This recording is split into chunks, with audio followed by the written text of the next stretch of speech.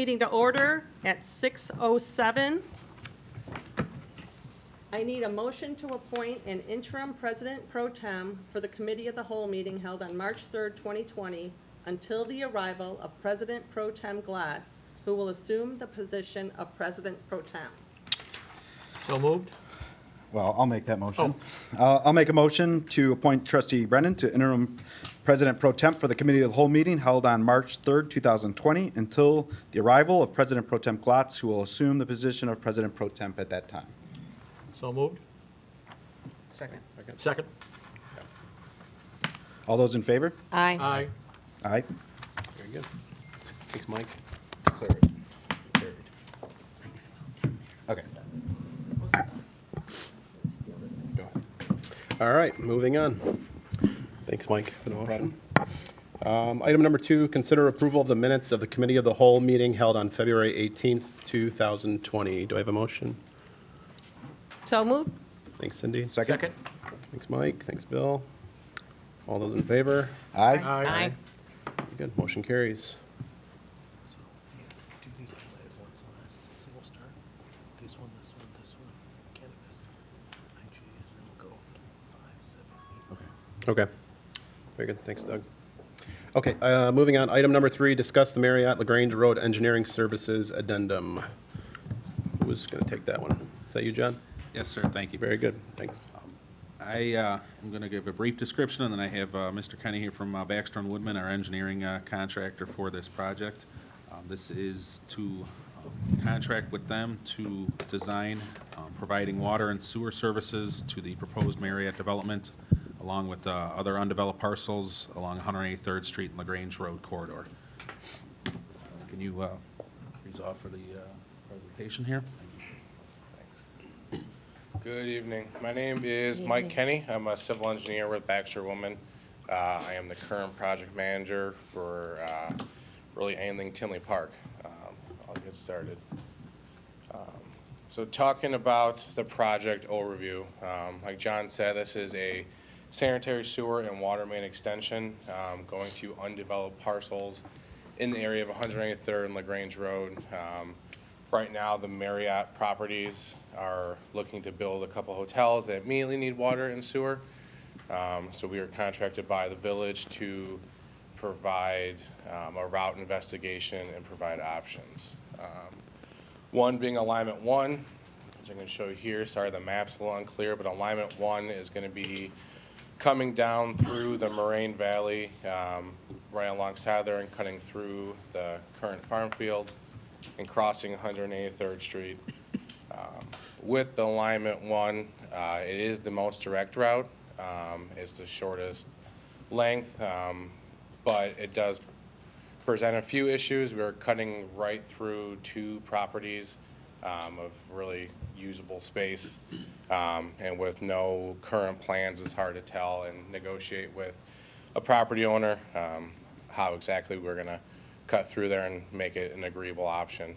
Alignment 2, that is starting down 179th going west and then turning south on the old 96th Avenue right away and continuing down White Eagle Drive to the yellow square you can see, which is the Marriott properties, their build site.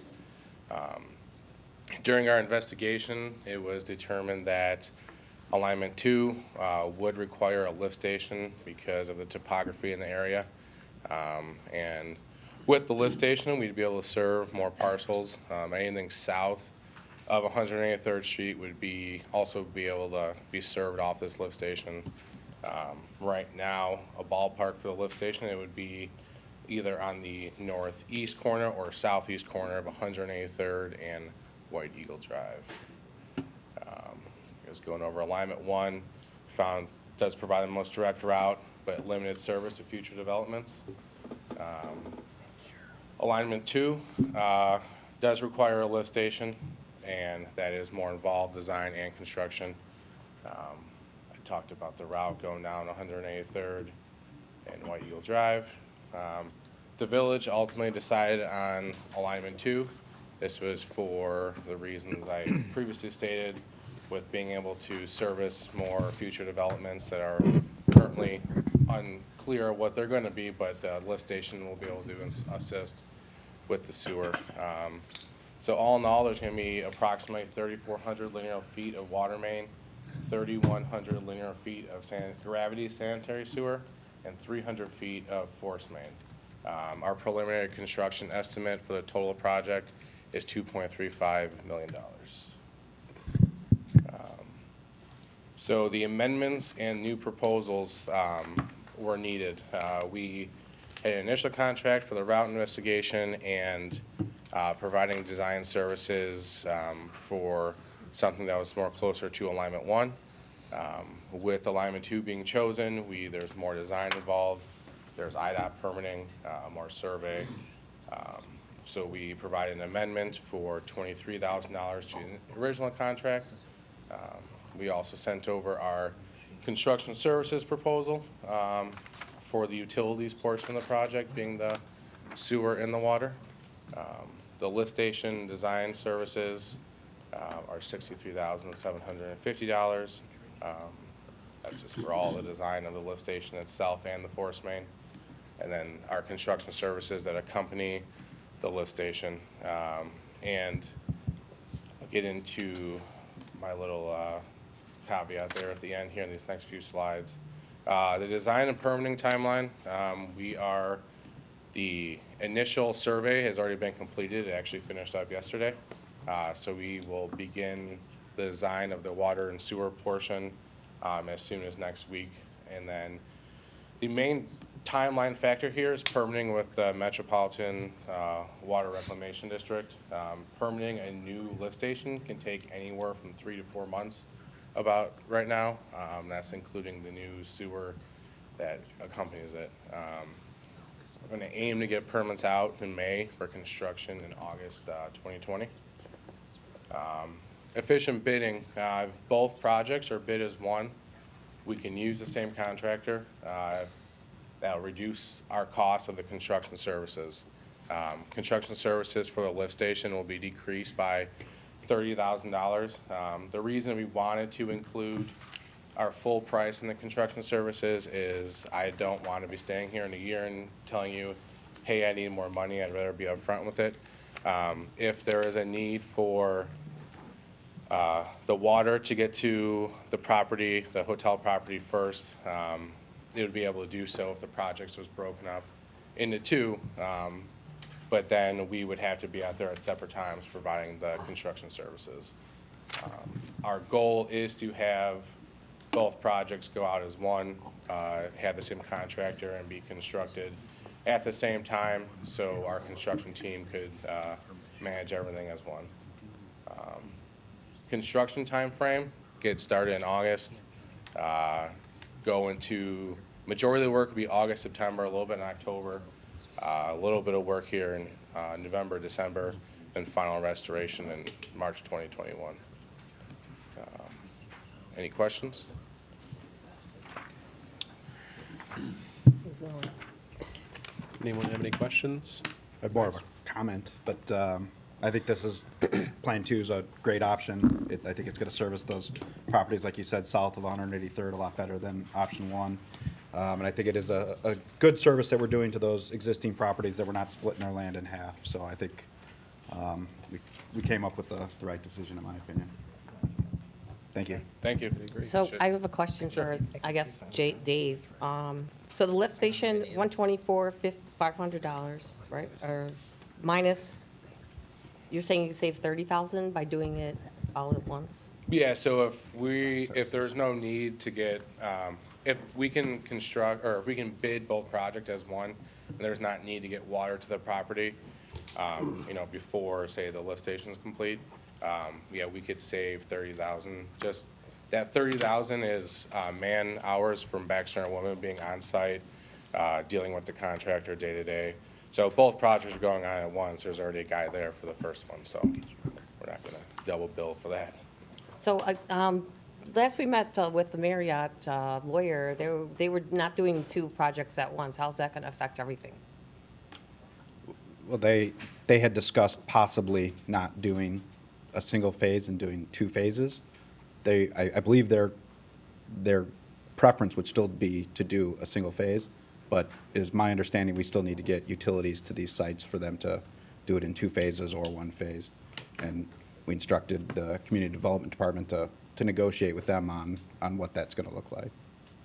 So when will we have an answer for that? 1 or 2 and what they're doing? I don't know if Kimberly made any progress on that. I mean, it just sounds like the developer's trying to leave it open, because they're not sure of the market, so they really haven't changed their mind on that right now. But we were looking into it as far as if they did phase it, would it change how we modeled potentially the recapture with them? So I Yes. think we're gonna be gaining some more feedback from the group on that. For their portion of the sewer lines Correct. and the water lines. So the recapture is what? Do we have any, quantify that at all? What's going on with that? They were asking for 600,000 at the last. Right, the last meeting, so is any, our committee meeting, they had stated that it would be that. Are we Well- splitting the costs or something? What's going on? Well, And, you know, they've asked for an additional incentive. I'm actually working on a number that I'm going to be getting tomorrow with some thoughts on that. But, I mean, the recapture as it stands right now is 600,000 and some change. So that's basically what we think we should stick to that. So you're recommending that we go ahead with this number 2? Yes, Irregardless of what they are doing? yes. Right, we would still be placing an overall recapture on all of the properties that would benefit from this. In addition to Marriott going forward with a separate agreement, we're gonna encumber all the properties that develop in the future. This is a development benefit for the whole area. Right. It's similar to what the village did on Harlem and I-80 several years ago on that. We think this is a way to bring development, whatever Marriott, Hilton, whatever happens, we think this is a good economic development tool in order to get these hotels and perhaps other development out there. Well, if they're only building 1, then what happens to the other sites? You don't have any plan? But we have interested There, people looking yeah. at these parcels as of right now, but nothing concrete. But a lot of them are pending understanding the utilities. Yeah, we can't do anything with these properties right now. So. Well, if need to Marriott's get- concerned about the economy, maybe we should be too. But, John, do you have any? Can't do anything with- Do you have any opinions on running that out there? On, Sorry, I was late. Which option? Well, I agree with Baxter and Woodman's recommendation for the option 2. Is, again, option 1 is the most direct route, but it is subdividing those available lots. So we would have to deal with the easements, and it's my understanding communication with the property owner did not show promising that they would want to agree to an easement plan. So it is forcing us to take a more indirect route, but again, with what we're faced with there, option 2 does provide the ability for Marriott to have connection. Thanks, Jack, because without it, we can't do anything over in that area. Yes, sir. Nobody can. I mean, Right. it's, And with the addition of the lift station with option 2, it does allow for future expansion and not just the current project that we have at hand. thanks, John. I hope it comes to fruition. Anyone else have any questions? yeah, I think it's the best option for us to be prepared for future development. If this is gonna serve the whole area, so. Exactly. I think this is the best route, so I appreciate Thank you. all your help. Thank you. Anyone want to make a motion? I'll make a motion. You need it moved to the next village board? Yep. Or this village board Do you today? have a second? Second. All I those think in it's on favor? for tonight. Aye. Aye. Number 4, discuss special event permits. Donna Franke. Yes, thank you. So we developed, in 2014, we created a special event permit, essentially used to govern all of our special events, everything from festivals and races and farmers markets to concerts and carnivals. They essentially govern events that are for the public or on public property, but it also does cover private events that may need village services such as traffic control or security. And when the ordinance was created, simultaneously, we created a fee structure where we were charging $35 per hour for public works time, but inherited fees of $18 an hour for security and $30 an hour for police services. Or, excuse me, 18 for traffic control and 30 for police and security services. And we'd like to recommend that effective May 1st, we update the fee structure to reflect a $45 an hour fee for security and police services and a $20 per hour fee for traffic control services. Is there, Dave, wasn't this on committee on Tuesday? Is there something in there that we put this on the cow or no? This was in committee and we did push it to the cow. For, is there something special, or it looks like there's a $2 increase for traffic control, public works, there's nothing, and then the police, it's 15, so I didn't know. No, just to make sure the whole board is okay with this. Yeah, it's $2. And that's the whole purpose of having committee, I would think. I thought the cow was for more of the bigger things, but Well, this was a board, I mean, it's changing fees, so I think $2? Okay. Anyone I have thought any- it was anyone have any 2014 was the last time we raised the, 2014, we created it, and that's when the original fees were. so if you went up $2 every year, we'd still be in the same spot? Yeah, well, they try to align them with the average hourly rate that we're paying for our employees. The village does pay our employees for their entire cost, but we recoup these set fees from the not-for-profit organizations and community event organizers. So we aren't necessarily recommending that we change it every year, but we try to keep it aligned with the average rate. All right, just stuff like this, Dave, I think it's just repetitive, the small stuff like that, that's the whole purpose of the committee structure, we should keep it in committee, but, anyone have any questions? If not, it went through our committee. I'm not sure what you're saying. What are you saying, Mike? Well, no, the last meeting, the last meeting you mentioned about we're only supposed to have cows every quarter, and now we're having them all the time. We've had 41 committees of the whole since May of 2017. Oh, so you're not worried about this fee thing? No, I'm not worried about the Okay, fee at all. all I'm just more concerned that, Got it. you mentioned about the cows having them, last meeting, every quarter. We've had 41 of them. It's something like this. I just, for the staff's time and everyone uploading it and the backup, I just think that's why you guys have your committee structure, but, you need a motion? Anyone have a motion? I'll make a motion Second? to move it. All's in favor? Aye. Motion carries. Number 5, receive tax increment finance presentation. I'm assuming the tallest man in the room is going to be speaking. I guess that'll be me this evening. Thank you very much. With the consideration of an additional TIF district coming to Tinley Park, the Finance Department felt this was a time that to refresh everybody's memory on how the TIFs work, as well as how they're currently working in Cook County. The first slide I have here is kind of an overview of where Cook County is. Currently, it's home to 441 TIF districts. 138 of those districts currently reside in the city of Chicago jurisdiction. 303 are spread amongst 97 other communities throughout Cook County. Tinley Park currently has 4 active TIFs, which accounts for about 9.19% of the village's total acreage. You may be asking yourself why there are so many TIFs in Cook County. It's because of an inequitable property tax structure on commercial properties within the county of Cook. How TIF works, essentially, you freeze the EAV base, and then over time, as the increment grows, that increment growth stays within the TIF district's ability to generate that revenue and then spend that revenue within the district. After the 23-year period expires, that new EAV rolls onto the tax rolls for all of the participating jurisdictions within that area, and then becomes part of their new tax base. To have a TIF district, there is an eligibility test that it must meet.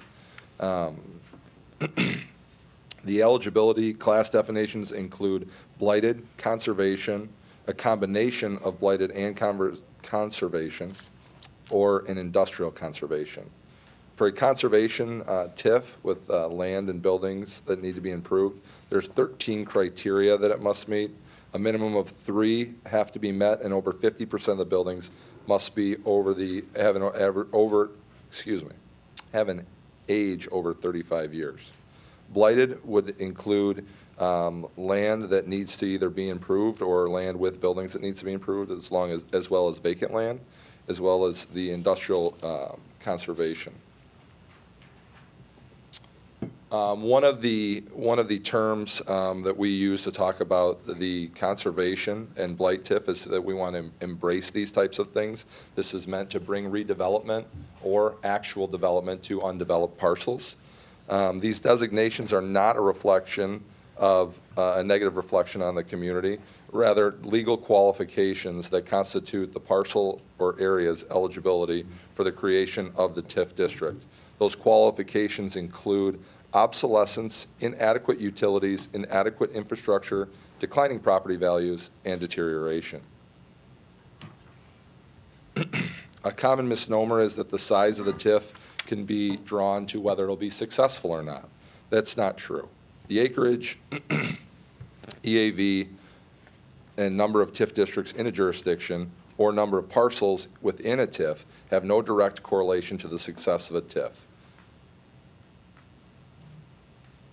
Currently, throughout Cook County, 88% of the TIF districts are generating a positive increment, meaning that they are able to generate dollars through the property tax system that they otherwise, the district would have not have had access to without that.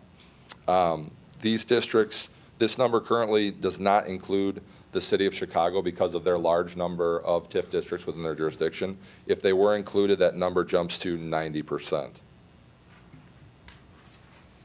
Within Cook County, 38% of the TIF districts have EAV growth that is greater than 50% of the frozen base. Again, when you include Chicago, that number increases to 48%. 24% of Cook County TIF districts are underwater, which means that the current EAV is less than the frozen base of which the TIF district was established.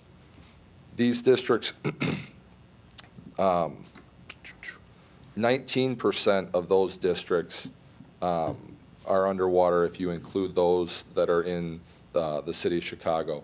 So if you exclude those TIF districts and you stick to the collar communities within Cook County, 74 total districts out of the 309, I believe it was, 303 are underwater. So a significant amount of TIF districts are actually generating positive increment that can be used to redevelop or develop those intended areas. If a TIF district is underwater, can it come up for air? Yes, this data that was used to essentially compare TIF districts throughout Cook County as a whole against one another took a snapshot from fiscal year 2018 tax year. And within that, it's a snapshot. So TIF districts that had started early on that may have not had the time to generate the increment it needs to fulfill the planning or what's been proposed for that area are included in this. So you would see those districts potentially grow over time, as well as if there were, in an economic downturn, or if there were some lessening property values in a certain town, you could see that EAV decrease. So again, this is a snapshot in time from the most current available information we have from Cook County. I'd step in there Sure. and point out that, even though the 24% of the TIFs that are underwater, there are a number of those that are still generating income because they've created what you've been calling micro TIFs or mini TIFs within a TIF, and so slicing out a piece for a particular project, and those projects are generating increment where the rest of the TIF is not. Very good. What about the 4 we have here in Tinley? Where are those at? They are all generating increment. Beautiful. So moving on, this next portion of the presentation, I've grabbed a few of our neighbors in Cook County for varying, we'll say, rates of successfulness based on their condition and based on what their plans were. The first one that I would like to present would be the Village of Glenview's Naval Air Station TIF. It was just over 1,000 acres with an initial EAV of about 27 million. It represents about 11.5% of the total acreage of Glenview as a whole. The current EAV for that district is almost 487 million. That's 94.5% EAV growth over the life of this TIF, which is currently still open. It is the most successful non-Chicago TIF that is in operation. Glenview also has a second TIF district, which is smaller, but again would bring their total TIF footprint to be 11.85% of their incorporated property. It should be noted as well that when Glenview went to have this TIF classified and created, they did use the blighted property designation to achieve this. Moving on to one of our neighbors, the Village of Oak Lawn. We're going to talk about two of their TIF districts in this representation. In 2006, they created the 111th Street and Cicero Avenue TIF, which they bonded $25 million for acquisition and demolition of the property within that district. As we all know what happened, unfortunately, during that period of time, the market tanked, the economy was poor, and the TIF district sustained 6 consecutive years of declining EAV, which meant it was essentially underwater and not able to generate increment. And with a bond issue attached to it, they had to find a way to pay for that. So being reactive and flexible in their planning, Oak Lawn was able to create the Cicero Gateway TIF district. They amended the previous district, created the new district because they shared boundaries, they're contiguous.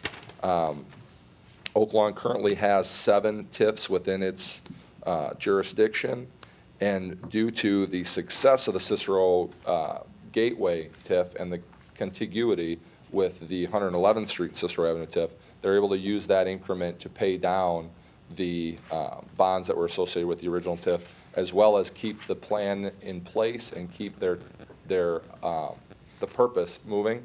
Currently, the Cicero Gateway is Oak Lawn's most successful TIF, and it has an EAV growth that is greater than 60% of its frozen value. So it really worked out well for them where they were able to take a bad situation and turn it around and not only make good on the debt that they had attached to it, but as well as have a successful district off of it.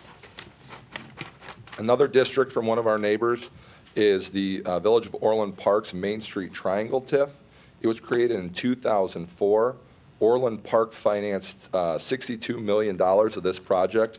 The majority of that, $52.9 million, was done through bond issues between 2013 and 2015. The debt service payment was provided by increases in sales tax, TIF increment, and profit sharing with the developer. This TIF had significant market exposure, and even though for as small as it was able to generate the needed increment to meet the needs of the project, as well as make the payments designated for the debt issued against it. And this district represents 0.22% of the total acreage in Orland Park, is its own only TIF district.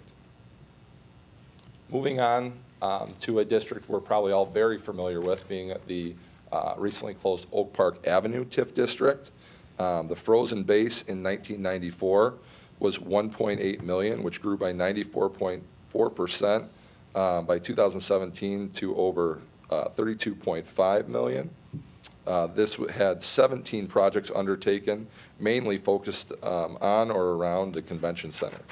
The total investment in this district over its life was almost $162 million.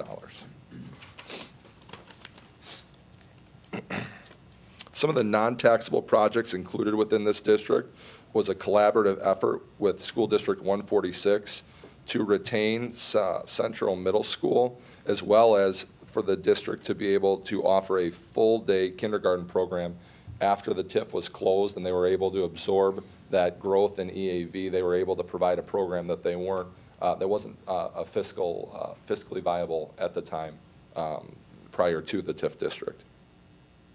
There were also infrastructure improvements, including resurfacing 183rd Street, the Convention Center parking lot, and extending walking paths and sidewalks within the district. Can I ask a question? Yes. Can you go back one? Sure. One more, or this slide? Right there, perfect. Okay.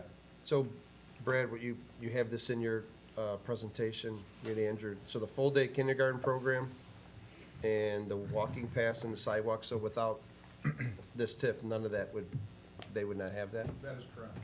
Again, the school district shared with us that with the increment that came off of the, with the TIF's closure, they were able to move from a half-day kindergarten to a full-day program, which they had postponed for a number of years.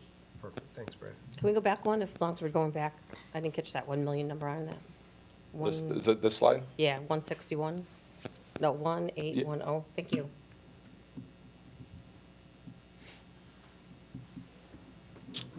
Okay, picking back up, some of the primary developments that were completed within the Oak Park Avenue TIF district without an economic incentive, or excuse me, without an economic assistance would be the Holiday Inn property that achieved that provided 17 million of private investment to build that hotel.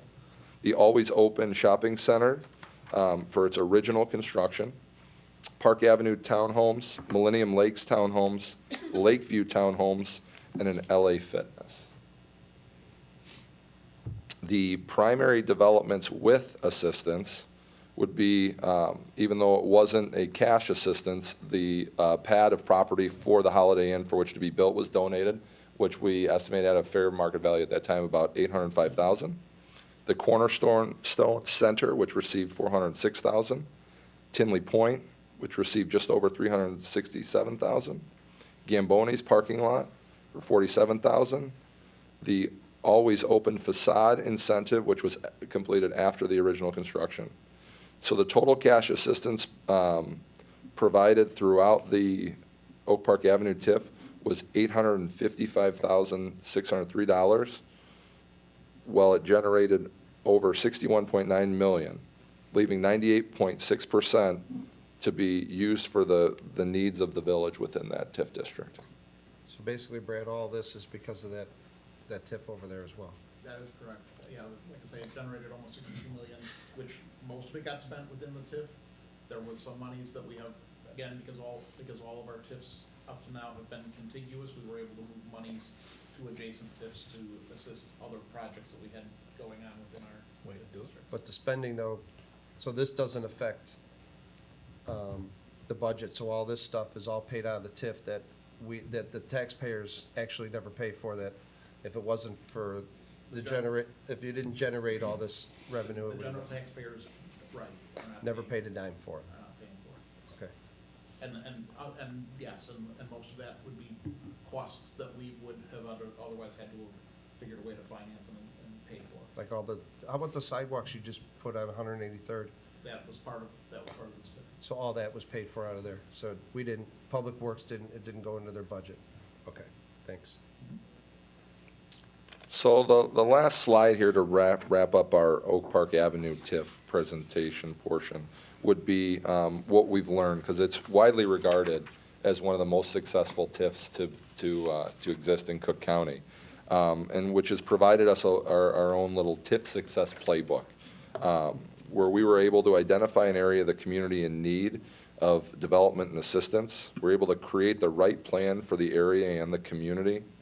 We were able to collaborate with the right partners, public and private, to accomplish the project together. And we were able to execute, evaluate, and reevaluate the progress regularly so that we could be flexible to change course as needed based on the results, the market condition, or the community's needs. Just a recap of the open TIF districts that we currently have, which would be the Main Street North TIF, with a total increment generated to date of $6.2 million, and it's provided $559,000 of assistance. The Mental Health Center TIF, which has generated about $750,000 to date with no incentives provided. The legacy TIF, which has generated about $1.3 million with no incentives provided. And the new Bremen TIF with just over $150,000 generated and no incentive provided at this time. 2018 was the first active year for that. So overall, to highlight where we are and where we've been, the village has had 6 districts that have been created thus far. 4 are still open, 2 are closed. As we talked about the Oak Park Avenue, the other was the Main Street South. The total TIF increment generated to date for the village is about $75 million. The total incentives provided through TIF districts to date is $1.4 million, which is roughly 2% of the total increment generated to date. TIF districts provided revenue to support infrastructure and public improvement to the tune of $73.6 million. Without these districts, these costs would have been borne by the residents and businesses of Tinley Park. TIFs are an invaluable tool that are available to Cook County villages to essentially level the playing field on their inequitable property tax structure. And when these are used right and planned well, that value grows exponentially, and you're able to get a lot done and help out the community without saddling them with all those costs up front. Very good. Excellent. Yeah. If there's any questions, I'd be happy to answer them at this time. Yeah, I got a quick question. I'm sorry, go ahead if you. No, fire away. Where were most of the monies ported to from the Oak Park Avenue TIF? Can you elaborate on that? Do you know? Again, I would say most of the monies were spent within the TIF itself. Some residual, again, we've held some residuals back because we do know that there are tax appeals that take a while to filter their way through. Sure. Through the process, and the county will come back to us if there's an adjustment. If there's an adjustment, we do expect some adjustments in that process. They will ask for money back. So if we empty the bucket entirely, we have to come up with that money somehow. So we've left some money behind to address those appeals. But most of the money has moved to the Main Street South TIF or now into the new Bremen TIF to support the downtown redevelopment projects. Very good. And a little bit, obviously, we have moved money between the TIFs also to support the Freedom Pond project over in the Legacy TIF, and we've just completed some infrastructure, sewer lining along Ridgeland Avenue that touched both the Main Street North TIF and the Legacy TIF, which we've talked about as, that came out of the MWRD doing their work at 175th and Ridgeland, that we identified that there was some additional work that needed to be done. And that's been all paid for, the majority of it paid for through TIF. And I'll just say, after your presentation, I appreciate it. The 2 things stood out to me. It was the but for, that these projects would not have gotten off the ground without the TIF incentive packages that we had and that financing that we were able to do.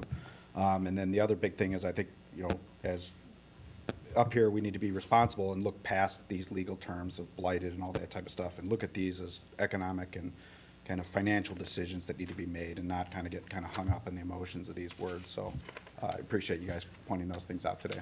Thank you. Andrew did a lot of the research here, and I appreciate his efforts here, and thank you. Test form, huh? When you talk about TIFs going underwater, is that because they gave out upfront money? Not necessarily.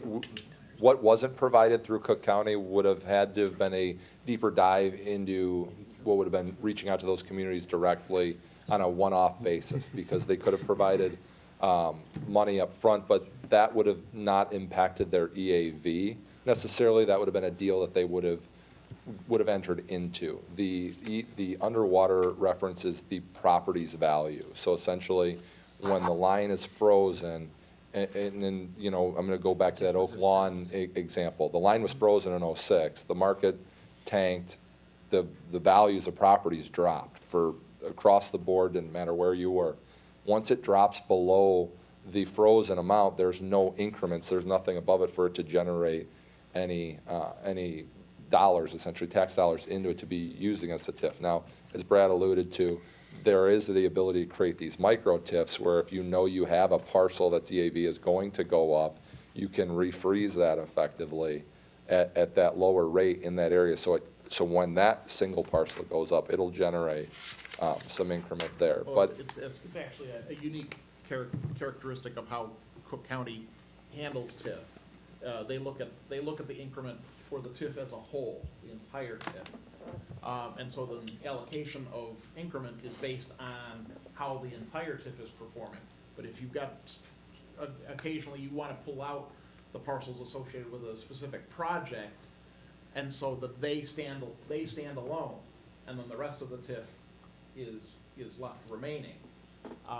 And that's what has been done, and that's what we talked about, where there's 24% of the TIFs are underwater, but all within those, there are where the municipalities have pulled out parcels for a particular project, and those projects have moved forward and are generating increment, even though the rest is not.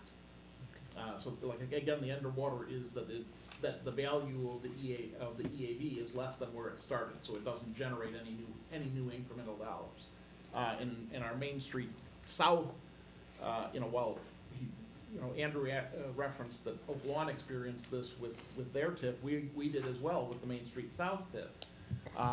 We actually experienced 7 years of declining EAV where it went underwater, and when it came back out from being underwater was when now development interest was refreshed, and we found that at that point we didn't have but a few years left in the TIF that would be generating increment. We couldn't support the needs that we needed to move forward.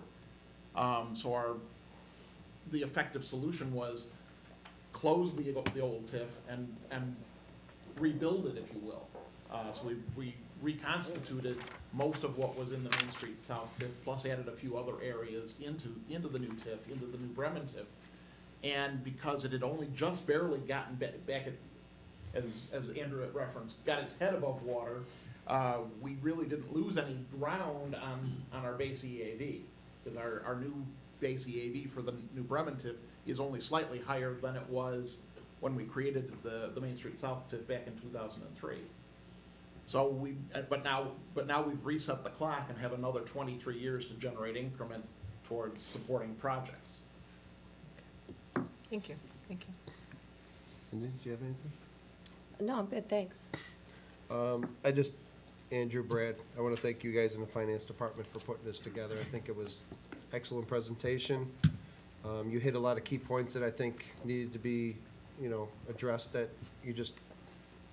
if you don't ask, you don't know, and there's a lot of questions that you don't think. We've done TIF 101s in the past, providing some education and background behind what's behind a TIF. And we thought that, again, because we're talking about potentially a new TIF under consideration, that it was an appropriate point to talk about the benefits. So, thank you. Yeah, I think it was a great slide. There aren't many. You don't have to go back on it. I'll just, the one for 111th and Cicero and Oak Lawn, I think that's a great example. That was a, I won't use the word blighted, deteriorated corner with that old Kmart building, and what that board did was amazing. Now they have a Mariano's, they have a Cooper's Hawk, they have the, what's that other? Barrel Club. There it is. Yeah. Well, the Glencoe one. Yep, I mean, that corner now is just generating tons of money. The one in Orland Park, I already forgot about that. Well, good, thanks for putting that one in there, Andrew, because if that project would have failed, the taxpayers would have been on the hook for $60 million, correct? Compared to doing a TIF where they have to earn it, that was given. Well, they did Is that- bonds. Yeah, but. they would have been in a similar situation that Oak Lawn was in. But again, that's a very small parcel, and again, to TIF an area near it that maybe doesn't necessarily, there's no plan for, or has an EAV that there's no growth capability there, or the assumption I'm making that you could do what Oak Lawn did would say that area would qualify, because even though, again, these are legal terms with blighted and conservation, it still has to meet the qualifications. And if an area near there didn't qualify, the village would have had to figure out another way to pay those bonds or go Lombard and let it go altogether. And then the other one, Brad, is the number 2 TIF. It only missed it by 0.1%. I mean, I can't imagine what that corner would look like if you didn't do the TIF. It would just look like, I think all that land too was bad too, wasn't it? They have to do a lot of work with the soil. It was low-lying land, it qualified, it constituted floodplain. There was, you know, actually where the convention center sits, like I say, it was floodplain, it was farmland. It was a property that had passed through inheritance to, I believe there were 16 different descendants that now own fractional interest in the property. And once you get to I can speak from experience that once you get to the level where you've got 16 people in ownership interest, you can't get anybody to agree on anything. So it was good that we were able to, that they were agreed to sell the property and move things forward. That's great. So then, for the 75 million that it generated, we've only given 1.4 million then? Correct. Okay. That's in all the That's TIFs collectively. all Yeah, that that's is. as of the 2018 data that we had. 75 million in total was generated by all the villages' TIFs, whether they're open currently or open and closed. And we've only given out 1.4 million in assistance of direct cash. All right. Thanks, Andrew. And then Doug wanted to add something? I noticed the village is very humble in saying only do a Cook County analysis, but statewide, Brad, the Oak Park Avenue TIF is an exemplary one. It'd be interesting to see, how that one compares to every other TIF in the state to see, are you guys number one for that one, or, That I don't know. Yeah. That I don't know. Yeah. We'll have to So I know, We'll have to do a little digging on that. I'm sure you'll look now. to see if you are. I mean, that's, Even though all the TIFs are required to file an annual report of their activity with the comptroller's office, the comptroller's office really just is a compendium of those reports. There really isn't anything pulled out of those reports to create a collective database of information. So it would take a little digging to find. And again, I think, obviously TIFs are not restricted just to Cook County. They are available throughout the state. There actually are at least 2 communities that I am aware of that have TIF'd their entire municipal boundaries in. So it's not inconceivable to do that. Wow. Anyone else? Easy. Bill, Justin, Brady? Nope, Okay. just amazed. Very good. All the work that's been done. Just amazing how it has generated the amount of money. Thanks, Number Brad. s- Thanks, Andrew. Thanks, Brad. Thanks, Andrew. Number 6, discuss the Tinley Park Mental Health Center Senate bill affecting the potential sale. David Niemeyer, you want to take that? Thank you, Trustee Watts. There's been a few developments with the mental health center would like to bring you up to date on. One of them is related to the potential sale in a bill that was introduced, Senate Bill 2291, with the overall arching goal of streamlining the process of the state selling property. And so we looked at it, our lobbyists looked at it, we did have a couple concerns. Part of the bill, one is that the requirement that the state include fair market value in the notice of sale given to local governments was eliminated. And even larger than that was there's the 60-day notice requirement that was shaved to 14 days. And under the current proposed legislation, we would no longer have an option to buy the property, but we would just have to give a notice and the state could decide whether to sell it to us. So I will say in the last 10 days or so, there's been a number of communications. Trustee Glatz wrote a letter to our state senator. I've talked with Senator Hastings as well as the Illinois Municipal League. And I will tell you, at discussions with both of them today, they are actively working on our concerns and making amendments to that bill. So Hopefully that can be addressed, and we think that obviously would address our concerns as it relates to the mental health center. Related to the mental health center,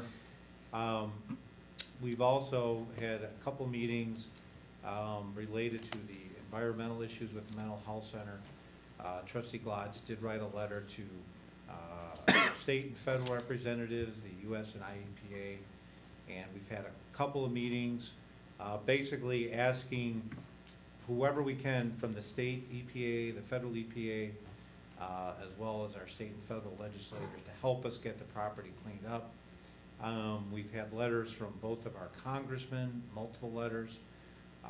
Yesterday we had a meeting, Representative McDermott showed up. I know had a meeting today with the state agencies that were involved to get them motivated to work with us to clean the property up.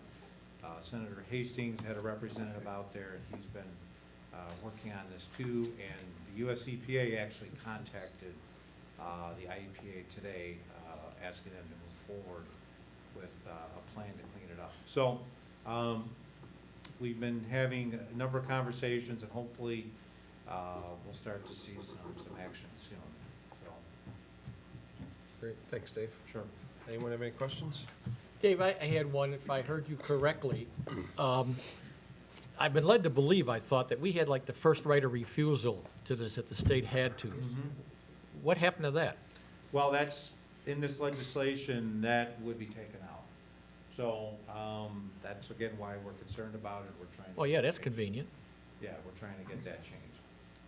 Okay. So, Yeah, that was part of the request that I put in the letter, Bill. I don't know, did The you? the old process with central management services was, if they closed a state facility, they would first offer it to other agencies of the state. If there was no interest there, then they would approach local governments. And obviously, we had expressed interest in this particular site. But it didn't necessarily restrict it to just us. It could have been a school district, it could have been a library district, it could have been a fire district, and any other municipal government could have thrown their interest on the table. Okay. No, I remember reading it in your letter, Mike. Any other questions? Yeah, I got a question for Doug. As it stands right now, isn't there language out there that states that we do have some sort of rights to the land? I know that the state has cut off communication with us, but outside of, I mean, I assume we would have to use litigation at that point to exercise those rights? Is that, as the law stands right now, is that correct? I'm not familiar with the law regarding that. I think the biggest thing is this House bill that will amend Yeah, this act, yeah. I have some updates that's probably appropriate for this session, Okay. land acquisition. Okay. Thanks, Dave. Thanks, Dave. Number 7, discuss red light camera contract. This is on there because I wanted staff to look at canceling the red light contract with Safe Speed. Pat, you're gonna go first? Yeah, we're currently under contract until December 2020 with Safe Speed. We're also working with the village attorneys and reviewing their contract for termination in December of 2020 or sooner. And I think Douglas could talk a little bit more about that. Yeah, like with every contract, there's obviously termination provisions, and in this contract, there is one. Everyone can see it when it was approved in 2014. There's a provision, I think it's like section 11.3 regarding the village's ability to terminate it. And we've, looked at opinions and decided how you could move forward, and I think we're gonna draft something to show you how, if you wanted to terminate it early, you could.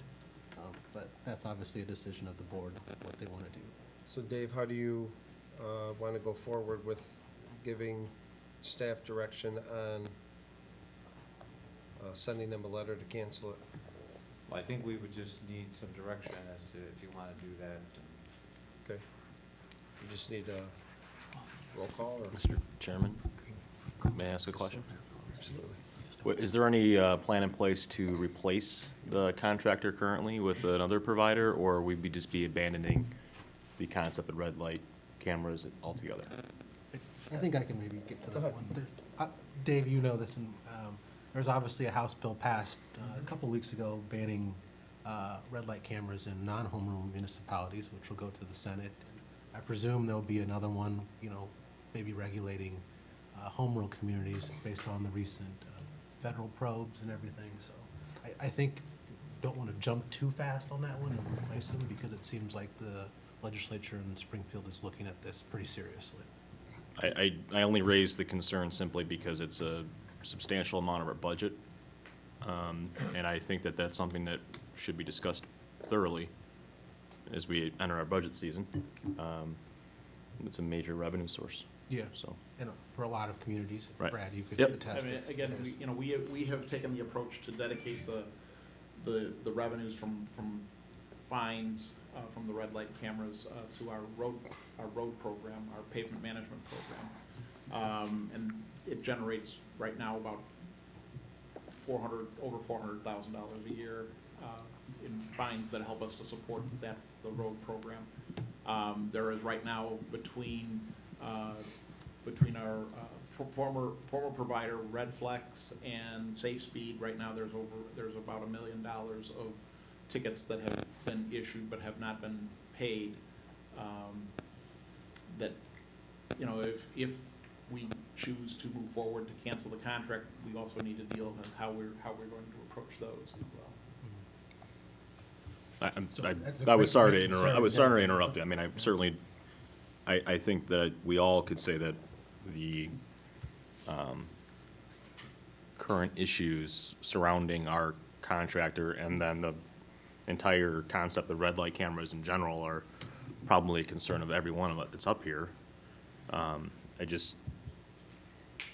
don't think it's as easy as deciding yes or no on something without having a plan in place to supplement that revenue. That's my only concern. Me personally, I wouldn't want to make a decision based on revenue for something like that. Chief, you commented before on that. You want to give your opinion on the red light cameras? Yeah, we were talking before about the red light cameras and about that they were always marketed for safety, and there's no studies to support that there actually been more rear-ending accidents because people, it kind of impedes traffic because people will not turn even though they're allowed to do so at certain intersections. I know personally, if I'm out of town and I know I'm at a stoplight, I will not take a right turn if I don't know that I can, and it's going to cost me $100. So I think that impedes traffic. I think it hurts safety. So whatever you end up doing with it is fine. I know it's great revenue for the village, but I don't think there's any safety issues there. And with the rear ending, that's exactly why I don't think it's a safety issue, but it's just my opinion. Yeah, I mean, just to be clear, I'm not advocating for red light cameras. I want to be abundantly clear with that. My point is that the village currently relies on the revenue source, and I think part of the direction would help us is if it's something you're looking to do towards the end of the contract, which obviously that's a little bit different effect in terms of the budget. Yeah, I mean, I think Pat mentioned December. My opinion would be to, end it at the end of the contract and send them a letter and let them know that, we don't want their red light cameras in town anymore. It's just like, Chief said it himself. I mean, they're causing more problems with rear ending and impeding traffic. I wouldn't want to put people's safety at risk for a buck. We just have to do it the old-fashioned way, fill up more stores. Then I'd assume if we switch providers, there'd be some equipment changing that would need to take place, and Well, we went through that when we went from Right. Redflex to the Right. Safe Speed. There was the changing of equipment, and then plus, they have to go through approvals to access the right-of-way through IDOT. IDOT, yeah. That took some time, so there was actually, it was almost 2 years that the old system was not operating and the new system was not in place either. Yeah, it was signed in November of 14, and then finally didn't go through until December of 16. Yeah. So that sounds like you're looking to change. Took 25 months. That's I'm a not change. looking to. Yeah. No, to change another company. to terminate. Or terminate it completely. No, that was just to answer Mike's question where he said about taking Equipment. time and stuff. Oh, if we okay. switched. Last time it took 25 months to switch companies. But I'm perfectly fine with getting rid of them, especially after what the chief said, because he's the one that sees all the numbers, we don't. Yeah, I think it'll, we have an officer that reviews all of them too, so it'll save us some money Labor. there too. We have an officer that reviews every ticket, correct? Pardon me? We have an officer that reviews every ticket. It'll free them up a little bit too, so. Yeah, they click a button. What's the, are we outside the termination fee? Are we outside of the termination fee? The contract. Yeah, but what you likely rely on is the cause, the cause that allows you to terminate. And Okay. that would most likely wipe away any sort of termination fees. Which is the scandal that's currently Yes. being broken. Let's not. Right. 365 days. Yeah, it says it's at 365 days from the time that it was signed. I think we're well outside of that, so I just wanted to make sure that. Yep. Okay. Trustee Brennan, for clarification, he's a retired officer that works for the village now that Okay. reviews all the tickets. But we do have a person that, and if they could do other duties if the red light cameras were no longer. Thanks, chief. Very good. Anybody else? So you want to let it expire naturally? Is this going to create a hole in this budget that we're doing next week? It will If, actually, the half of it, because our fiscal year's, actually, it will not, well, because the way that we budget the pavement management program, it is the revenues that we receive in this fiscal year that we use to support the program in the following fiscal year. So it's essentially, we've got cash in hand to pay for next year. It's a year behind. The year after that is which is the one that would be affected Okay. by terminating the contract. It trails one budget cycle. yeah, that's good. So again, the issues of the impact on our revenue streams and support for the pavement program, is something that we are going to need to address. Okay. Because Thanks, that is not, $400,000 plus a year is not chump change. So where would that be discussed? And when can we start Well, that- expecting to start coming up with some ideas? That is clearly something that should be discussed as part, I would think as part of the budget process. So we've got And we've got a little bit of time, but yeah. I mean, we Fair enough. came up with some options on revenues before, if you remember right, when we were talking about eliminating vehicle stickers. So Right. there's that list, there's other things out there that we can certainly propose. and then when we talk about that just compounds this issue with the pavement management program, because between the two, that's over roughly $1 million a year that is supporting the pavement program that that theoretically goes away. So you want a roll call, Dave? How do you want to look to move to give direction to the attorneys? Well, I think just motion to direct staff to terminate the contract at the end of the term.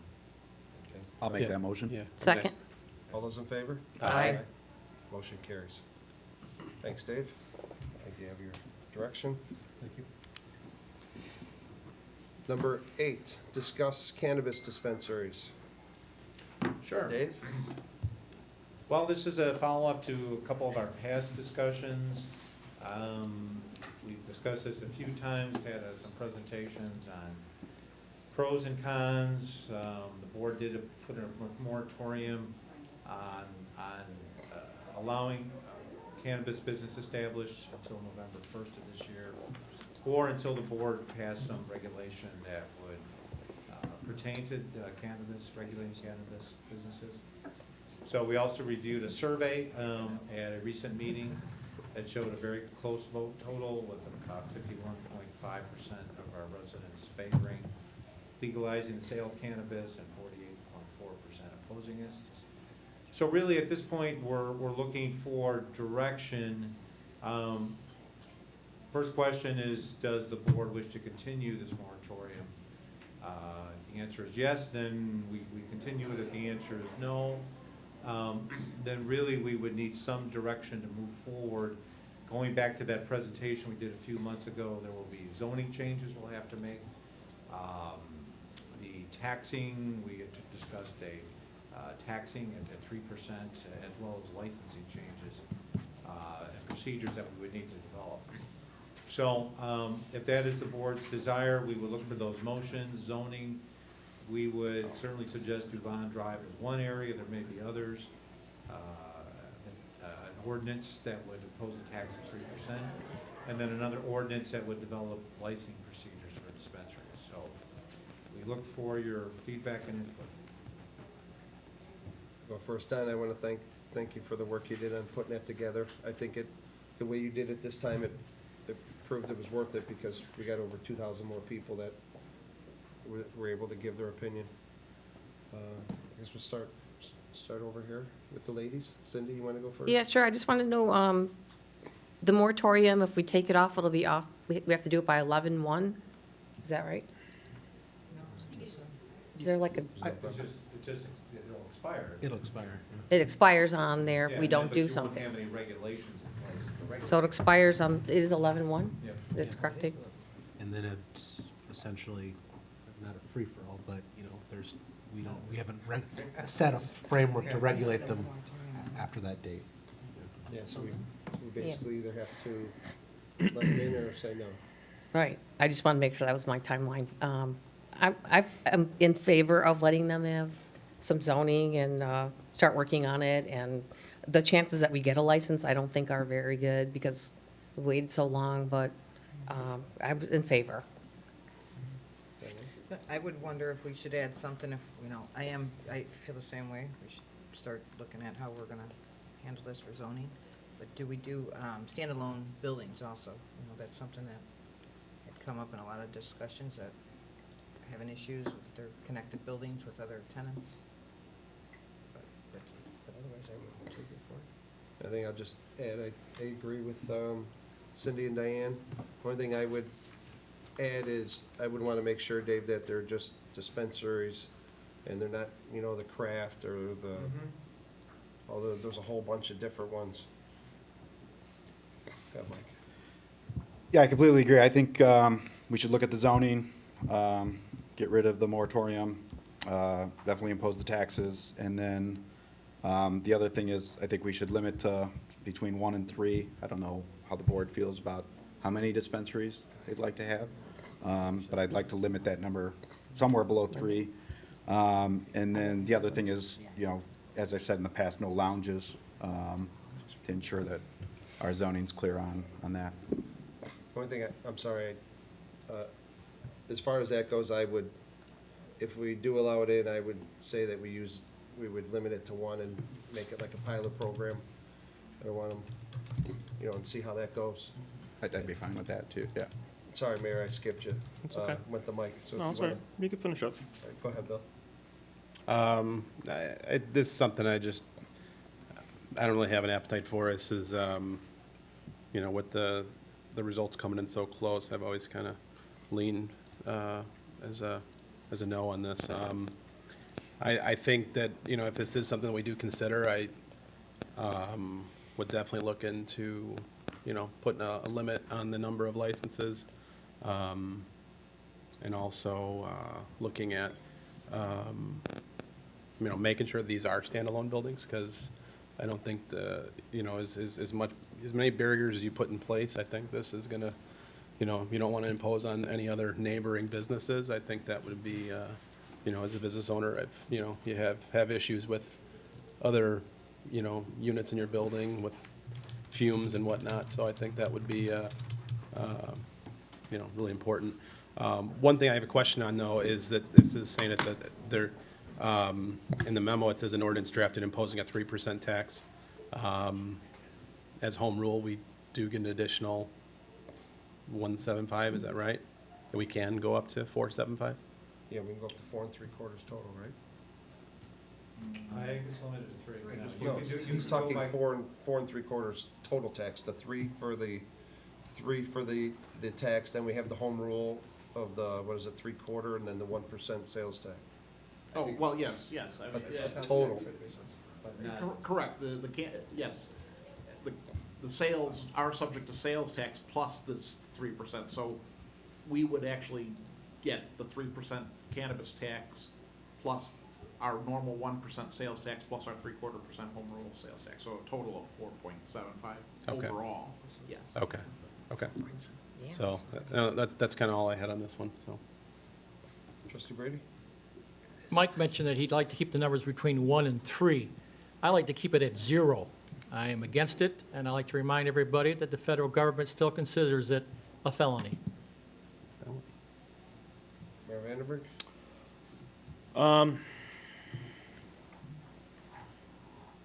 I mean, this is a conversation that I don't know that there's a right or wrong answer to. I mean, my personal feelings to it are that I don't think it has a place in Tinley Park. However, I'm not stupid and realize that our surrounding communities have allowed it. I mean, I think what Trustee Brady just mentioned and the fact that individual state governments can make decisions regarding the residents of its own state. However, the national government, federal government has not opened up the policy and law to allow for this is still a Schedule I narcotic. I think if the board were to consider the possibility of this, it needs to be to the strictest zoning requirements that we, as a building and planning department, could implement. However, I just don't see the benefits of it. So if it were to be a split decision, I would be on the side of opposition. Thank you. You're welcome. Anything else you want to add, Dave? No, it sounds like there's a majority that would like to move forward, so obviously there'll be several ordinances that will be developing. Kimberly will be bringing this before planning commission in terms of the zoning aspect, so expect to see a lot more on this. Yeah, I like what Trustee Bergen, Galante, and Mueller said about the standalone. Yeah. And is it, the money has to be, is it already determined where it has to go? So, It's not, I mean, it will just go in our general fund, it's not a, yeah. It's not something There's nothing earmarked for it it. doesn't have to be, I don't, go into. I don't think the state law has that requirement, no. And I hope that we would put some money into like the youth programs with this. I think it's important. I see this as how you win on this, is that educating youth on. There is a, you know, the state also is imposing a tax on this, and a portion of that does get shared with municipalities, will be shared on a per capita basis, and there are restrictions that be used for.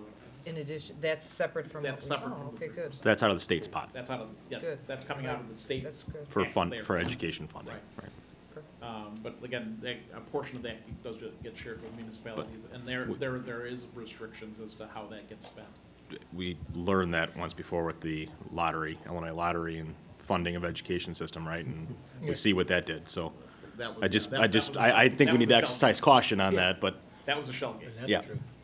But again, this is, you know, yeah, he's supposed to come to us, but again, when you talk about that, you know, we get a share of the income tax too, and they keep talking about changing that formula and taking monies away from us.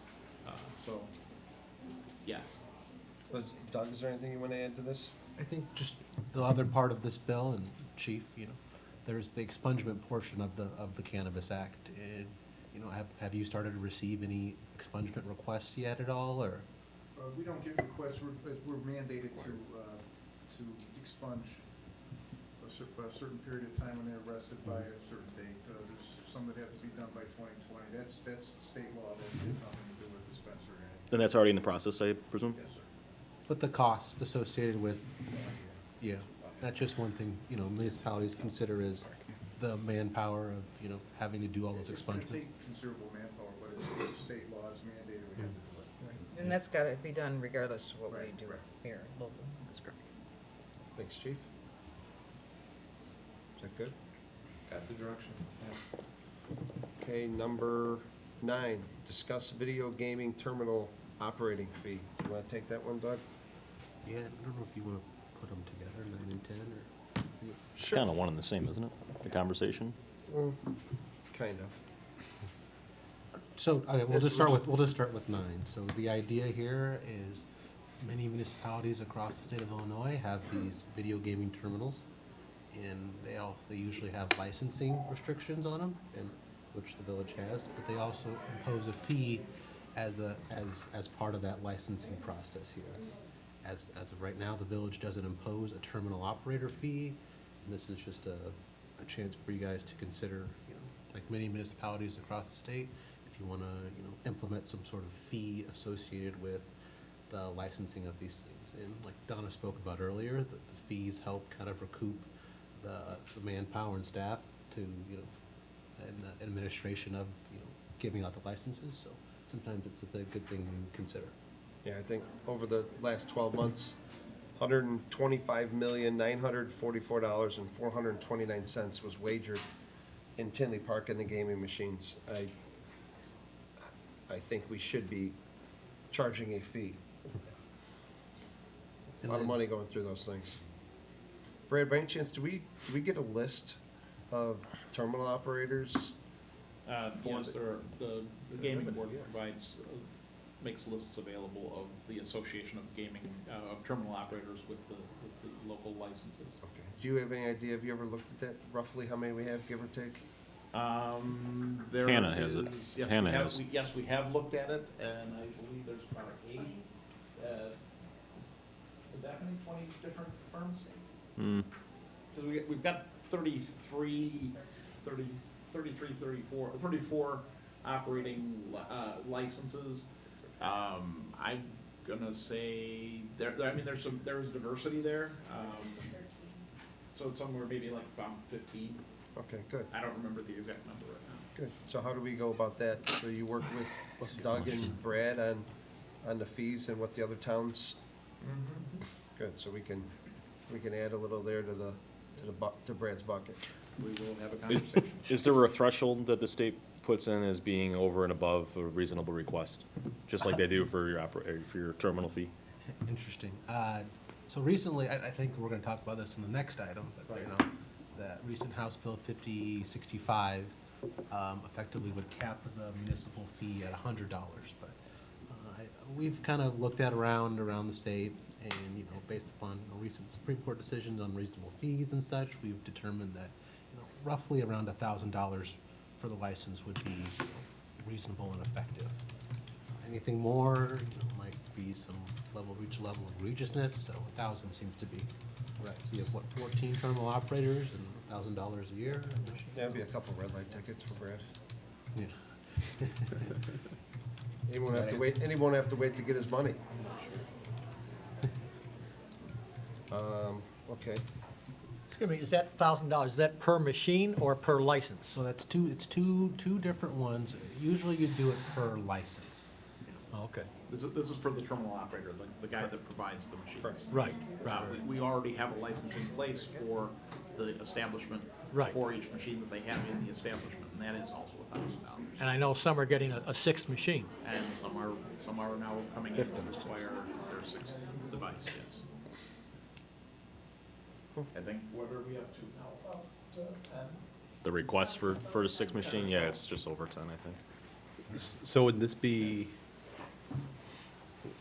with the business's license, we're gonna have a terminal operator's license, so are they gonna be concurrent? Will they, how will that? Is it an annual? Yeah, I'm not Is it an following. annual fee, like They a, would both be an annual license, they're both on account, they would both be on account. so if they're doing business in Tinley, they'd have to have, Yes. they would be paying for They a already have license. to have a license, but they'd have to pay for it. They'd have to pay. And how long is our license good for that? 1 year. It's annual. 1 year, so every year we'll just be recapturing this additional fee. Correct. Okay. Okay, so for all the games, we have 167 machines, last time I looked. So it's $1,000 per machine, correct? So now, the terminal operators, which is the one that are getting the bulk of it, they don't pay anything. So now we'll be charging them a fee to recoup some of our costs. And that'll be once a year, just like the businesses. How do we verify that, you know, the terminal operators have a license and the businesses have a license if it's out of sorts? Are they gonna have to be applying? So all that information is, they're pretty heavily regulated, and and if you look on the Illinois Gaming Board's website, you can look at the disclosures, you can look at the monthly reports, and it all says every business that is licensed to have these, and every terminal operator that's licensed to have these, as well as every licensed manufacturer, every licensed person who can repair these. There's it's out there. licensing all across the board. Yeah. It's just, it's So very. it would be very difficult to go under the radar, and if you were, there are, heavy penalties, as we can see in the news lately, there are heavy penalties to do. And just another thing there, all the terminals are connected to a general server, so they can always tell who's doing what, where they're doing it, and how it's working. You just need a motion for that, Dave, to move it to the board, or? Or just direction? I think the general direction is to start revising our ordinance for the video game guests. Okay, Yeah, I think we got it. you good? You want to talk about the other? Well, yeah, item 10, So, the push text. item 10, discuss adding the amusement tax for video gaming terminals. And the reason we're bringing this forward, to go back to what I just said, the last 12 months, roughly $126 million was wagered in Tinley Park. Only thing we get is 5% out of it. The terminal operators received 33.07435%. In the last 12 months, they walked away with $3,217,967. The business owners received 33.07435%. They also received $3,217,967. The state receives 28%, which is $2,710,638.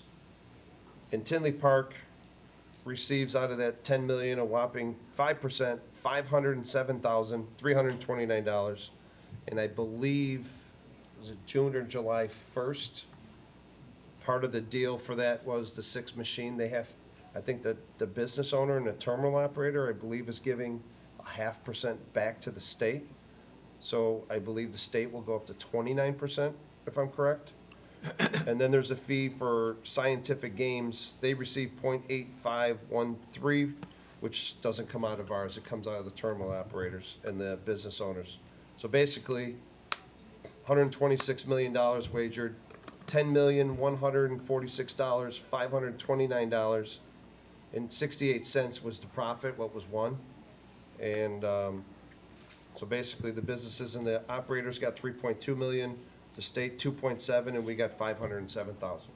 So that's why I asked Dave to put on the agenda to add a amusement tax, which is, go ahead. Yeah, so if, I don't know how much everyone's watched the news on this one, and obviously, Right out of your book, isn't it? and obviously, you know, the House bill that was introduced a couple weeks ago is, you know, directly related to this, but recently the Village of Oak Lawn implemented an amusement tax on a penny a play on these video gaming terminal operators. And it's received, you know, a lot of feedback in the news. It's received a House bill introduced in the General Assembly, and, you know, it's something that I guess the city of Harvey also recently passed. And Yep. a lot of municipalities are looking at this as a way to say, you know, we only get 5% of 30% of all this money. You know, there's other things that you could try to probably regulate. And I think Dave knows there's a bunch of municipal organizations that are also looking at this, and if you want to elaborate.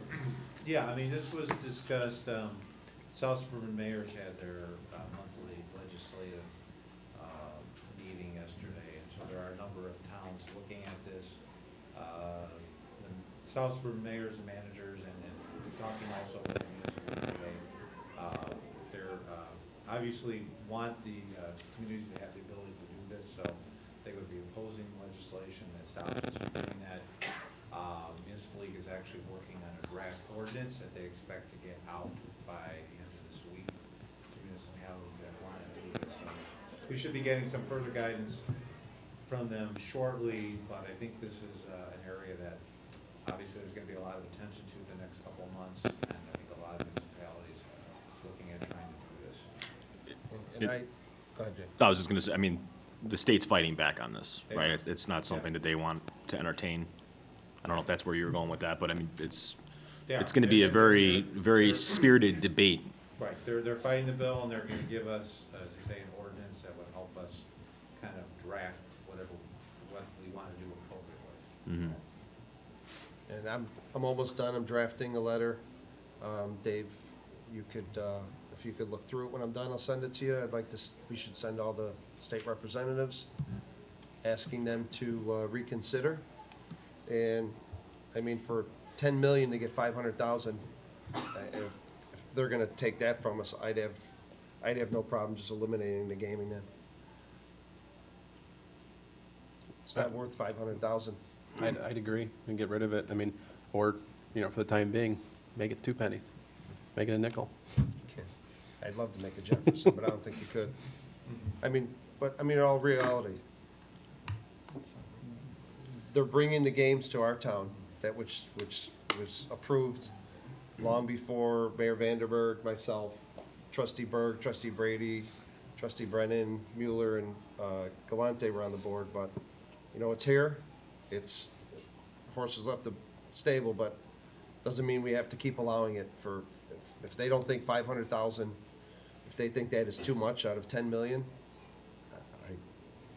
they're mistaken. I have no problem having them just pick up their games. I kind of feel like, I agree with number 9, but number 10, I don't know how's that enforced? Is that on the state server too? How many times you push the button?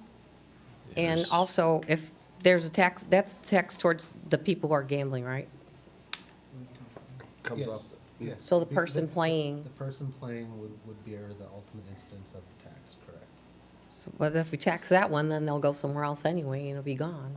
well, no, so the I don't $2, so know. if there's 126 million, correct me if I'm wrong, the way I look at it, if there's $126 million, I believe, I don't play the video games, I don't know if anyone here has played them, I think it's $2 max. You, I you think would, it's going up to 4. as I well. couldn't tell you. but this number that we have in front of us is 126 million. You would divide the 126 million, divided by the $2 at the max bet to give them benefit of the doubt. And that's how many spins they're doing, times a penny. So of that $2, a penny of it would come to us. So they know how to quantify that. There's enforcement, Yeah, I think there's definitely a way to, the server know, it's all, It's all. just because of the regulations alone, I think if there's simply, I think there's a way to back out of it for sure. Yeah. Qu- Mathematically. State's not gonna, they know every single push, they know which machine pushed, they know as soon as someone plugs their machine in. I mean, Brad, you could explain better than I could, I mean, they know everything. Big brother. So, I mean, I would encourage, As Douglas said, this is highly regulated. And the important is to ensure the integrity of the machine itself. Right. Say you go to, Vegas and, the house can change their machines, they have to change it, they have to do like a 4-minute waiting period to change the machines, just because the idea is that it wouldn't make sense if there wasn't like a high likelihood of being able to win. And I think in the statute itself, it has like an 80% probability they're required, so all the machines are connected to the central server to ensure that the 80% probability, don't quote me, it's 80 to 85 or something, is always there, that probability of the win change. So, yeah. And that's who the, it's scientific games, compensation, maintaining the central communication system. So the communication system is controlled by scientific games. They're the ones that track it. I would just add that I think it's important, I mean, this is an extremely important point. I think that, especially since we've talked about red light cameras and how we need to start figuring out loopholes or holes in our budget and funding that. And, I would encourage everyone to do, just like Trustee Glad said, and if you reach out to your representatives, the senators, I don't leave any stone unturned and call your the lobbyist and obviously get them working on our behalf. IML, I think, will be extremely great ally, getting the entire state municipalities behind this bill. And then certainly, don't forget the high-priced attorneys from Peterson, Johnson, Murray, who are the ones that are kind of spearheading this. So if you have questions on it, I would certainly talk to them, and then let's hopefully get this done.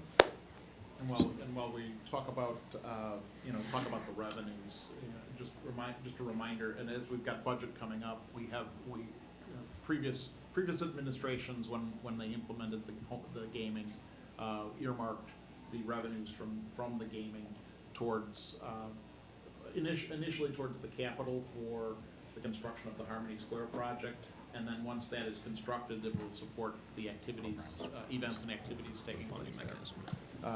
The licensing obviously just falls into the general fund to support our general operations. Mike, go ahead. Oh, go ahead. When you mentioned about, let's pull out, because it's only getting $550,000 and that, do we have any idea on how much money is revenue by drinks and food, stuff like that while they're there? Is that, Is there- The did ripple? At the restaurant, did It's- their revenue go up because of people are coming in and doing both? I don't know that we can quantify, the incremental. Yeah. Might be a very But- significant, but you know. certainly from sales tax reporting, although it's delayed, we can get sales tax reporting to identify. Yeah, I'm just wondering, one's feeding the other one, no pun. Well, it is an interesting topic, because some of the gaming parlors, we had established, a policy that you had to have at least 2,000 square feet. Most places allow a smaller footprint. We also required to have seating for dining. They had to serve food. You had to have it allowed to have children present in that dining area. So we put some restrictions on the gaming parlor concept that have kind of shied people away from. Oh, we get beat up on it all the time. Yes. But like I say, yeah. Good point, yeah. Yeah, no, I mean, We get beat up on it all. Hannah's currently getting beaten up all the time about it. But like I say, we put some restrictions around that. One of our neighboring communities, New Lenox, actually put in a requirement that something, I believe, more than 50% of the revenue of the business had to be generated from sources other than the gaming. So that was their way of approaching a restriction to limit the gaming parlor. I will say that some of the gaming parlors, as I've looked at it, the Department of Revenue allows businesses to the default is to report sales taxes on a monthly basis. But if your volume is low, you can report. The Department of Revenue will tell you can report quarterly, semi-annually, or annually. At least 2 of our gaming parlors report on an annual basis. So that gives you some clue as to the dollar volume that they're anticipating. Okay. You just did the math, it's roughly around 63 million pushes. So that, like I said, the dollar volume that they are anticipating to have in taxable sales is very small. They're reporting on an annual basis. And so proportionately, I can't imagine that it would be very high. Okay, just a thought. Everyone good? Have a motion to move? I'll make that motion. Second? All's in favor? Aye. Motion carries. Number 11, discuss intergovernmental agreement for the police multi-jurisdictional task force. You want to take that, chief? I'll take that, thank you. Kids are having a ride out. The Village of Tinley Park is entering into a multi-jurisdictional crime enforcement intergovernmental agreement with surrounding municipalities, Cook County Sheriff's Police, and Illinois State Police. The purpose of this agreement is to pool our resources together to actively deter and respond to different criminal activities within the Village of Tinley Park and our neighboring municipalities. Staff is requesting committee and board approval of this law enforcement intergovernmental agreement to enhance the law enforcement capabilities of the Tinley Park Police Department and its supporting agencies. I also want to note, this is similar to agreements we already have in place with the South Suburban Emergency Response Team and the South Suburban Major Crimes Task Force. It just, it provides liability for our officers if they have to take law enforcement action outside of our jurisdiction. Thanks, chief. Any questions for chief? I'm sure he'd like to answer more questions. No, thanks, chief. Yep. You got it, getting us covered. Item number 12, receive comments from the public. Anyone wish to address the committee of the whole? I think you have to move that one to the board? Yeah, I'm sorry. You have a motion? I'll make the motion. I'll second it. All's in favor? Aye. Motion carried. Number 12, receive comments from the public for committee of the whole. Trustee Glass? Can Can you hold on 1 second? Nancy, 1 second, I have just a quick question. Go ahead. So back to the item 8 for the cannabis dispensaries, where is that conversation about zoning gonna be discussed? Is that gonna be discussed in? Planning. In planning? Started at CD committee, and then you have to go to planning, or I have to go straight to planning, but usually when we propose text amendments, we do CD committee, and kind of let you guys know here's where we're thinking. Okay. And then we get the direction to go forward to plan commission and start there. And then after planning, would that be brought to a cow then? Or would that be brought right to a board? However you guys would like to do it, usually if it's a text amendment, it's a first read at village board, and you have an adoption, but being the content, you want to change it differently. No, I just was curious what the process was. I Thank like you. it. No, that's a good question. So if everyone's in favor, I'd like to, when we get to that point, move it to the cow instead of the board. Thank you. Does that work for everyone? That's- Appreciate it. Thanks for the clarification. Sorry, Nancy, go ahead. No, go ahead. Good evening. So first, I'd like to say thank you for the TIF presentation. That was great. I'm relatively familiar with TIFs, and congratulations on, wow, what a success. Thank you. It's obviously due to great fiscal responsibility. And that's what matters, is that it's handled properly. Our town definitely benefits because of it. I actually, until a couple years ago, I was never a big fan of TIFs until I really dove deep and learned about them. We've made great strides, obviously, and been able to do many, many things. Thank you for the full-day kindergarten. My granddaughter is in the first year of benefiting from that. Her mom appreciates it, and her dad. Thank Brad. At a recent committee meeting, Trustee Berg, you seem to have some, not just concern, but that you don't want TIFs in our village. I think you made a comment that Yeah, we're going to that's end right, up Nancy. I don't tipping our want whole 5 of town. them. So what is your solution then, if we don't create a TIF for 159th and Harlem? My solution What's- was the 7A and 7Bs for the Aldi and the Kmart was what we initially started with in the first place. We designated those as blighted, as a legal term. Right. So Right. everybody knows that. And the rest of the complex, I don't feel falls into that. The other side with the TJ Maxx and Waltz, the Brixmore. So you So I'm don't think comfortable they've with, deteriorated and things that you don't think they're, I just feel like there's better economic tools to be had. Those are one. And also, I'd like to find out when we're economic development, we haven't had a person for a year as well. Before we move forward on this, that's my concern. okay. I'm just curious as to what the solution is, because we really are in a difficult position simply because of Will County being so close to us. I know that's just one of the issues. But again, if managed properly, and we obviously have the experience this village does and the success showing behind it, it's our entrance into our town on Harlem Avenue. I think it needs to look better, much better than it does. I just was curious as to what your solution to not allowing a TIF was. That's that simple Okay. question, that's all. Are you happy with that then? No, I mean, Kmart and the I was Aldi? nervous that you were going to suggest issuing bonds, Oh, no, and then I was going to throw a fit. absolutely not. I will throw a fit if that's coming down like I that, want to see too. it. Say you want to issue bonds.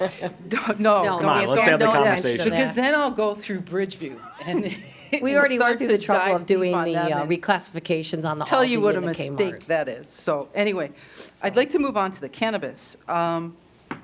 You were talking about a certain amount from the state that is a percentage of the tax that they collect from cannabis that will be given to the education.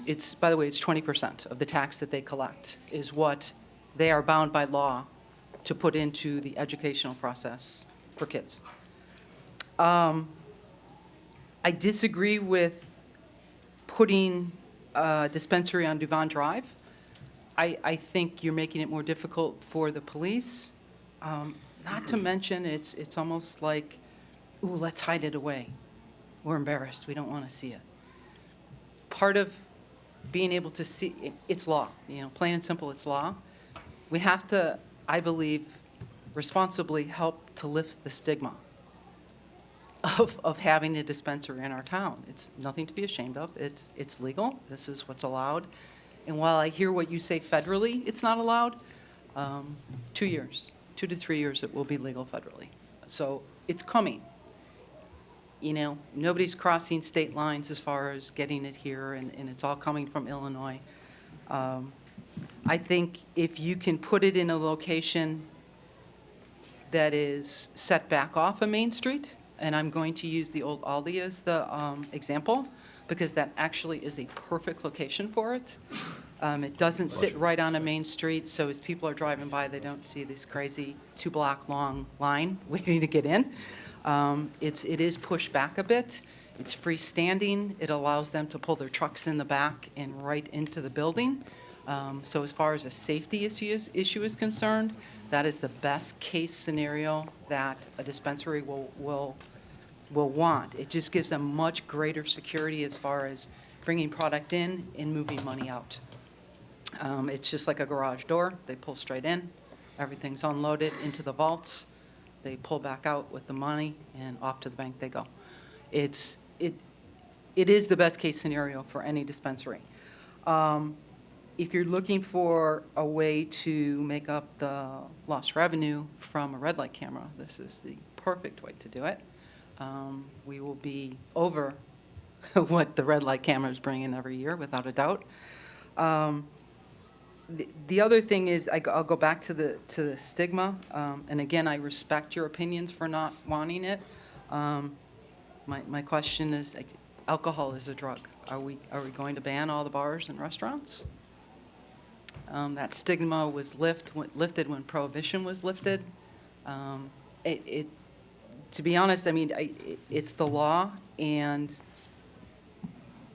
there's this connotation around it that everybody's going to walk around high, and it's just simply not true. There's more of an issue with people going to a bar or a restaurant and having a few drinks and getting in their car. They are causing much more havoc than someone ingesting marijuana, and most likely it's not smoked either, it's ingested. That's probably about 80% of it. Your time is up. Okay, so help lift the stigma. Thanks. Thank you, Nancy. Thank you. One thing I add to what she just said is Brad was actually smiling when she mentioned the money, which is good. And then secondly, I've been against him on Harlem Avenue altogether, especially by the corners. But, you know, like Commander Tenza said, it's easier for them to police if they're out in the open. That was originally for Devon Drive, but I get, you know, what you're saying. You know, you and I have had conversations about it.